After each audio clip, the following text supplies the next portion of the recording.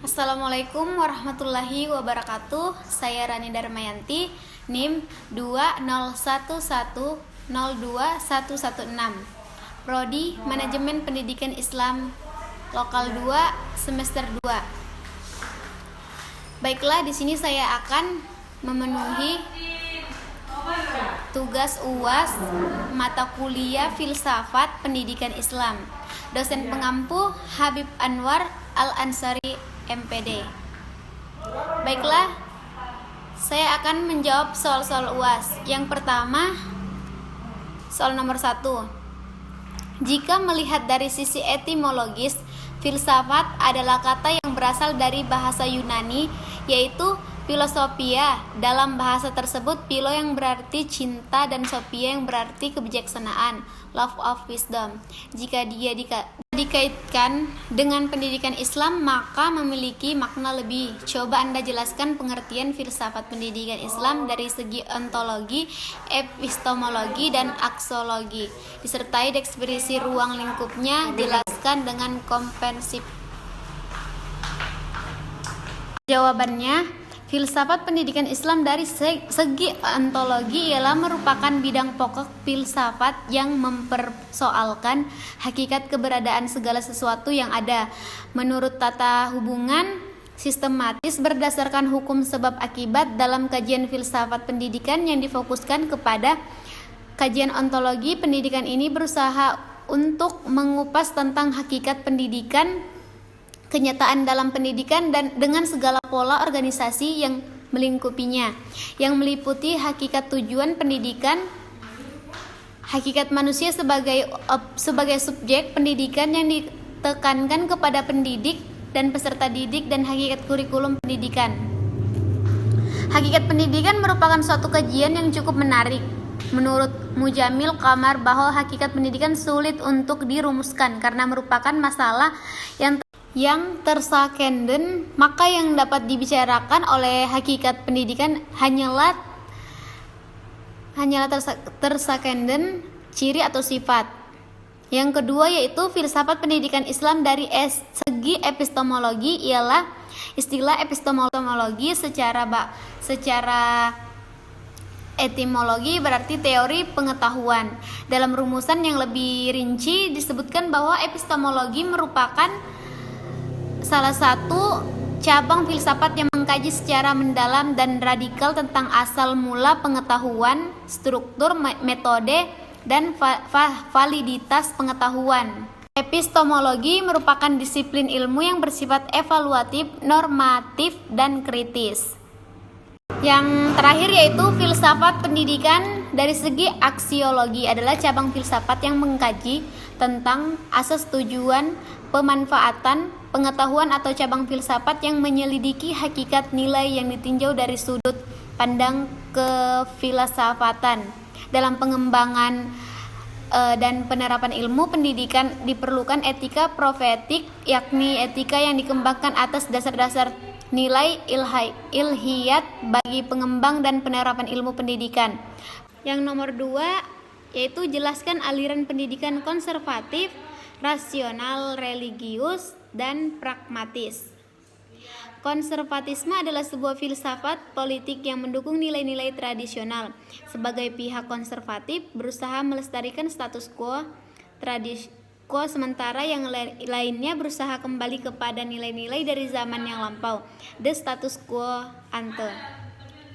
Menjadi seorang konservatif pada masa sekarang seringkali menjadi pokok perdebatan dan topik yang dikaburkan oleh asosiasi dengan bermacam-macam ideologi atau partai politik dan yang seringkali berlawanan.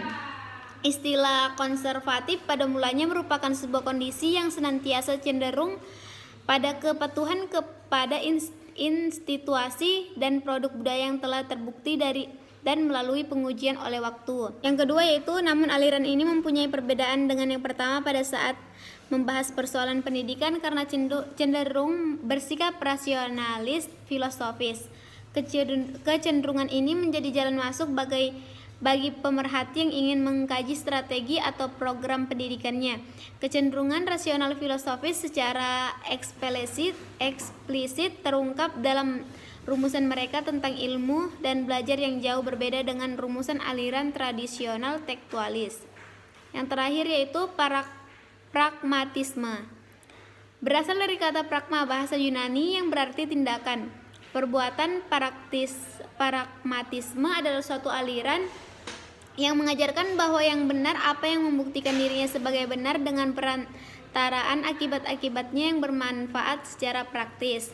Aliran ini bersedia menerima segala sesuatu asal saja hanya membawa akibat praktis. Pengalaman-pengalaman pribadi, kebenaran mistis, semua bisa diterima sebagai kebenaran dan dasar tindakan asalkan membawa akibat yang praktis yang bermanfaat. Dengan demikian, patokan pragmatisme adalah manfaat bagi hidup praktis.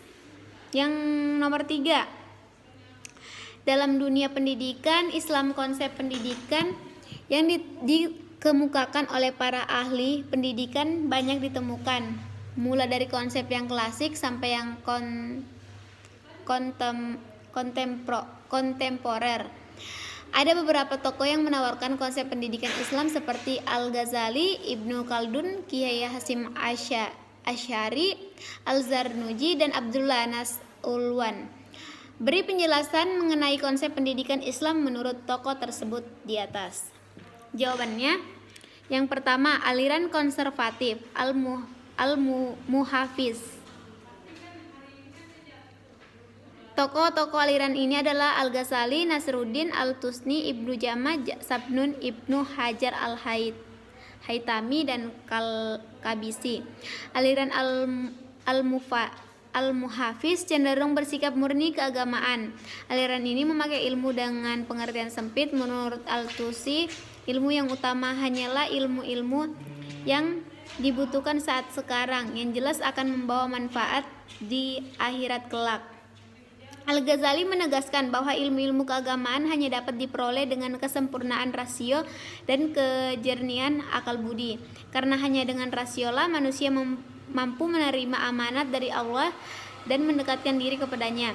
Pemikiran Al-Ghazali ini sejalan dengan aliran Mu'tazilah yang berpendapat bahwa rasio mampu menetapkan baik buruknya sesuatu, dan dideskripsikan tersebut dapat ditarik kesimpulan bahwa pemikiran utama aliran konservatif antara lain.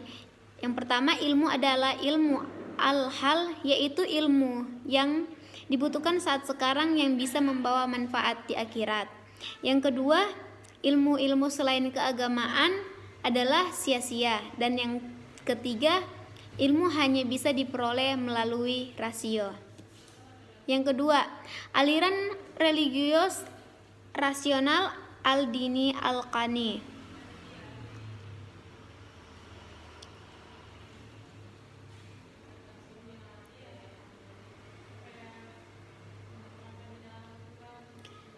Tokoh-tokoh aliran ini adalah Ikhwan al-Safa, Al-Farabi, Ibnu Sina, dan Ibnu Mikwai. Aliran ini dijuluki pemburu hikmah Yunani di belahan dunia timur dikarenakan pergumulan intensifnya dengan rasionalitas Yunani. Menurut Ikhwan al-Safa, yang dimaksud dengan ilmu adalah gambaran tentang sesuatu yang diketahui pada benak atau jiwa orang yang mengetahui. Proses pengajaran adalah usaha transformatif terhadap kesiapan ajar agar benar-benar menjadi real, atau dengan kata lain, upaya transformatif terhadap jiwa pelajar yang semula berilmu mengetahui secara potensial agar menjadi berilmu mengetahui secara secara real aktual.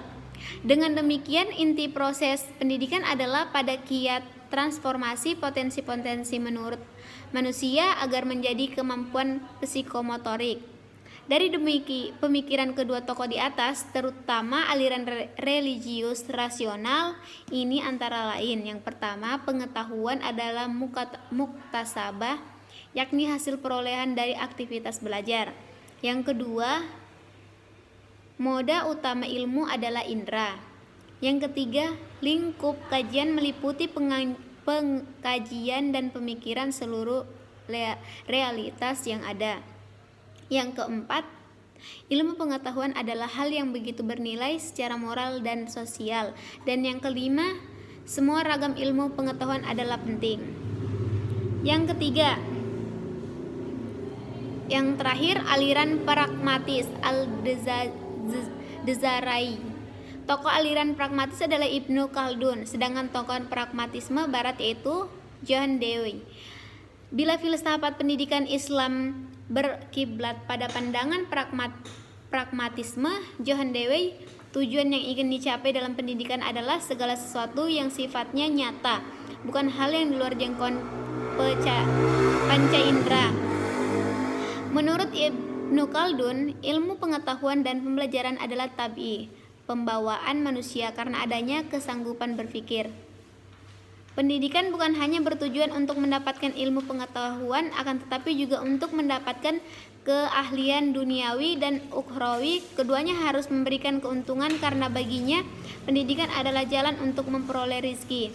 Berdasarkan sumbernya, ilmu dapat dibagi menjadi dua, yaitu ilmu akliyah, intelektual, yaitu ilmu yang diperoleh manusia oleh pikir rasio, yakni ilmu mantik, logika, ilmu alam, teologi, dan ilmu matematik. Dan yang kedua, ilmu nakliyah, yaitu ilmu yang memperoleh manusia dari hasil transmisi dari orang terdahulu, yakni ilmu hadis, ilmu fikih, ilmu kebahasa Araban, dan lain-lain. Soal nomor 4.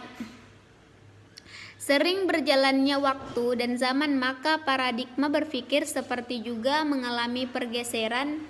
Coba Anda jelaskan ciri khas dari filsafat pendidikan idealisme, filsafat pendidikan realisme, filsafat pendidikan materialisme, filsafat pendidikan pragmatisme, filsafat pendidikan eksistensialisme, filsafat pendidikan progresivisme, filsafat pendidikan perennialisme, dan filsafat pendidikan esensialisme, serta bagaimana kontribusinya terhadap pendidikan agama Islam. Yang pertama, idealisme. Plato, David Hume, Hegel, Immanuel Kant, dan Al-Ghazali yang berpendapat bahwa hakikat kenyataan dunia adalah ide yang sifatnya rohani atau inteligensi. Variasi aliran ini adalah idealisme subjektif dan idealisme objektif. Aliran ini memandang bahwa realitas akhir adalah roh, bukan materi, bukan fisik. Pengetahuan yang diperoleh melalui panca indera adalah tidak pasti dan tidak lengkap. Aliran ini memandang nilai adalah tetap dan tidak berubah, seperti apa yang dikatakan baik, benar, cantik, buruk secara fundamental tidak berubah dan generasi ke generasi. Yang kedua, realisme.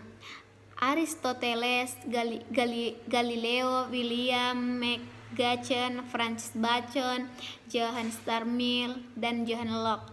Aliran ini memandang realitas secara manusia yang dapat dijadikan objek pengetahuan manusia.